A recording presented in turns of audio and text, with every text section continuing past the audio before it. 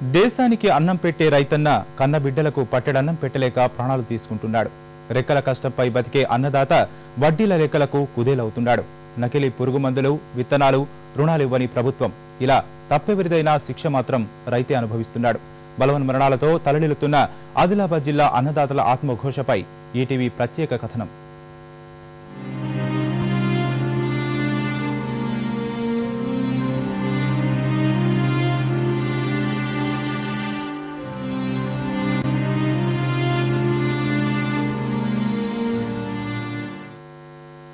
ప్రాణం ఇది రెండక్షరాల పదమే, కానీ దానికి ప్రత్యామ్నాయం లేనే లేదు. ప్రాణాలను పనంగా పెట్టి పంట పండిస్తున్న పత్తి రైతులకు చివరికి ప్రాణాలకే ముప్పొస్తున్న వ్యధ ఇది. బతికే అంధకారమవుతున్న కథ ఇది.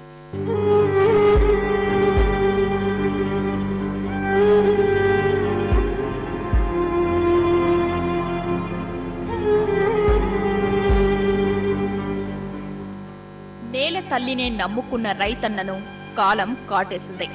బసవన్నల మువ్వల చప్పుళ్ళు మూగబోయాయి. బతుకు బండి ఇరుసులు ఇరిగిపోయాయి. ఆదిలాబాద్ జిల్లాలో ఏ పల్లెలో చూసినా కన్నీటి గాథలే వినిపిస్తాయి. మాయదారి లోకం పోకడ తెలియని పసిమొగ్గలు కన్న తండ్రి కోసం దీనంగా వెతుకులాడే కళ్లే దర్శనమిస్తాయి. లక్షల అప్పులు చేసి పెట్టుబడి కూడా రాక బలవన్మరణం పొందిన రైతన్నలు ఇక తిరిగి రారని వాళ్లకు తెలియదు పాపం.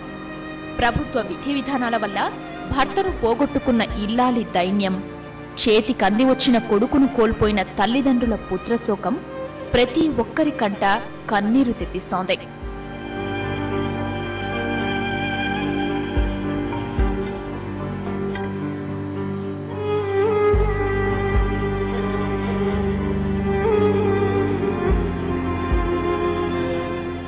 నాకు బేటి కాక వెళ్ళిపోయిండు చెల్ల. మందు కడతా అని పోయిండు. మందు కట్టలేదు, ఏం లేదు, తాగిండు.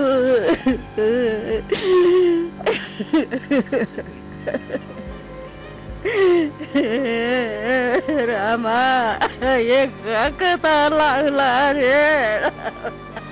మందు కొడతాను, శేనుకాయ ఆదిలాబాద్ పోయిరా మందు కొట్టేస్తాను. వచ్చి చూసేటోళ్ళకు ఇంటికాడ కనిపించదు.